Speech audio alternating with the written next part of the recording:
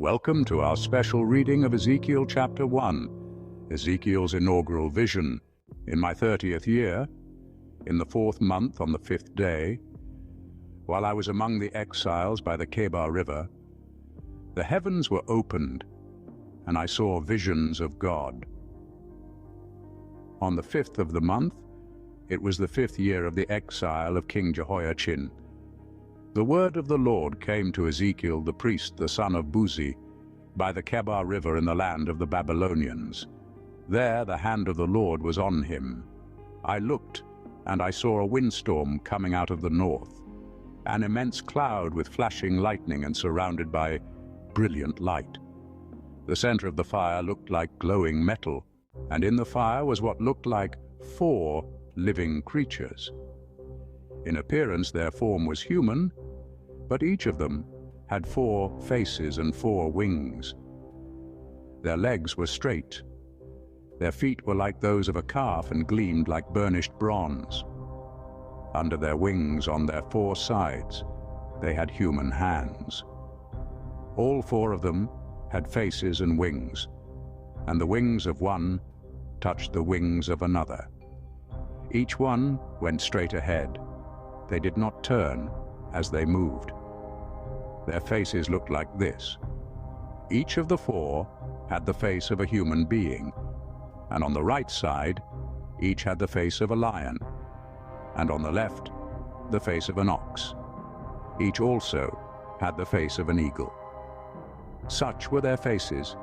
They each had 2 wings spreading out upward, each wing touching that of the creature on either side, and each had 2 other wings covering its body. Each one went straight ahead. Wherever the Spirit would go, they would go, without turning as they went. The appearance of the living creatures was like burning coals of fire or like torches. Fire moved back and forth among the creatures. It was bright, and lightning flashed out of it. The creatures sped back and forth like flashes of lightning. As I looked at the living creatures, I saw a wheel on the ground beside each creature with its 4 faces. This was the appearance and structure of the wheels.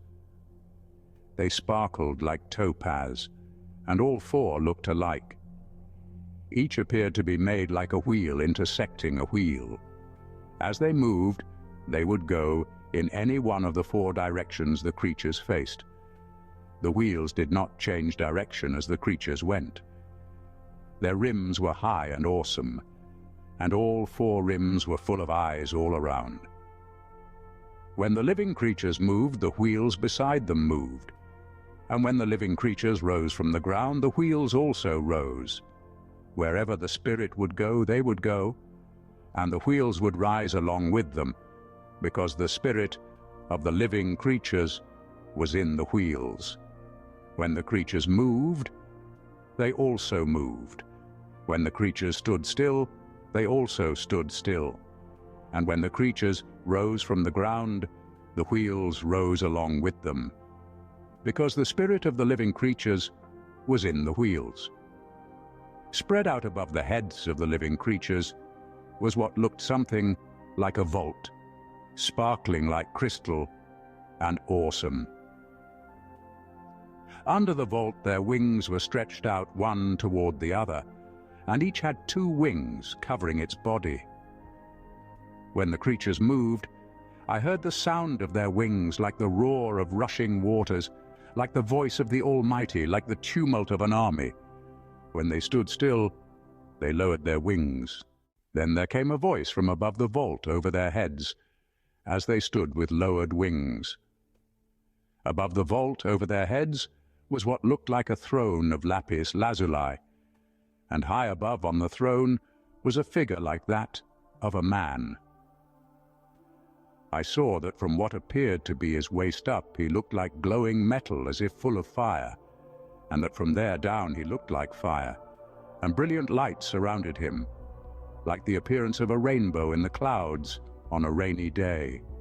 So was the radiance around him. This was the appearance of the likeness of the glory of the Lord. When I saw it, I fell face down. And I heard the voice of one speaking,